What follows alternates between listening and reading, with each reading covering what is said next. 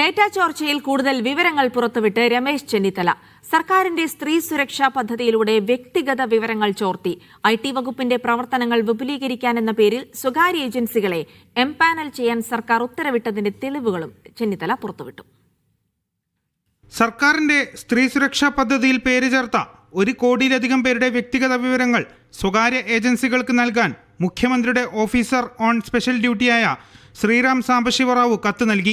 ഈ ഡാറ്റ തെരഞ്ഞെടുപ്പ് ആവശ്യത്തിന് ഉപയോഗിച്ചുവെന്നും സ്വകാര്യ ഏജൻസികൾ ഇനിയും ഇത് ദുരുപയോഗം ചെയ്യുമെന്നും രമേശ് ചെന്നിത്തല പറഞ്ഞു.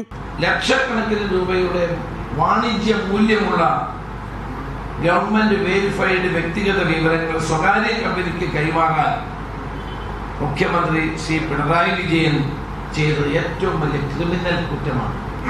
ഈ വ്യക്തിഗത വിവരങ്ങൾ പുറത്തു പോകുമ്പോൾ സൈബർ തട്ടിപ്പുകൾ അടക്കമുള്ള വൻ കുറ്റങ്ങൾ അരങ്ങേറാനുള്ള അവസരം സർക്കാർ തന്നെ ഒരുക്കി കൊടുക്കുന്നു എന്നുള്ളതാണ് ഇതിന്റെ ഏറ്റവും വലിയ ഗുരുതരമായ ഒരു പ്രശ്നം. IT വകുപ്പിന്റെ പ്രവർത്തനങ്ങൾ വിപുലീകരിക്കാൻ എന്ന പേരിൽ 10ഓളം സ്വകാര്യ ഏജൻസികളെ എംപാനൽ ചെയ്യുന്നതിന് ശ്രീറാം സാംബശിവ റാവുവിന്റെ പേരിൽ സർക്കാർ ഉത്തരവുമിറക്കി. ഇത്രയേറെ സ്വകാര്യ ഏജൻസികളെ എംപാനൽ ചെയ്യുന്നത് ദുരൂഹമാണെന്നും ചെന്നിത്തല. തെരഞ്ഞെടുപ്പ് കൂടി കഴിഞ്ഞ ദിവസമാണ് അത് പൊക്കിയെടുത്ത് 10 ഏജൻസികളെ എംപാനൽ ചെയ്യാൻ, സ്വകാര്യ ഏജൻസികളെ 10 എണ്ണത്തെ എംപാനൽ ചെയ്യാം.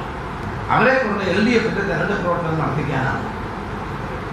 ഇത് കേരളത്തിൽ കേട്ടുകേൾവിയുള്ള കാര്യമാണോ? മുഖ്യമന്ത്രി അറിയാതെ ഒന്നും നടക്കില്ലെന്നും ഉത്തരവാദികളായ മുഴുവൻ ഉദ്യോഗസ്ഥർക്കെതിരെ നടപടി വേണമെന്നും രമേശ് ചെന്നിത്തല ആവശ്യപ്പെട്ടു. മീഡിയ 1 കൊച്ചി.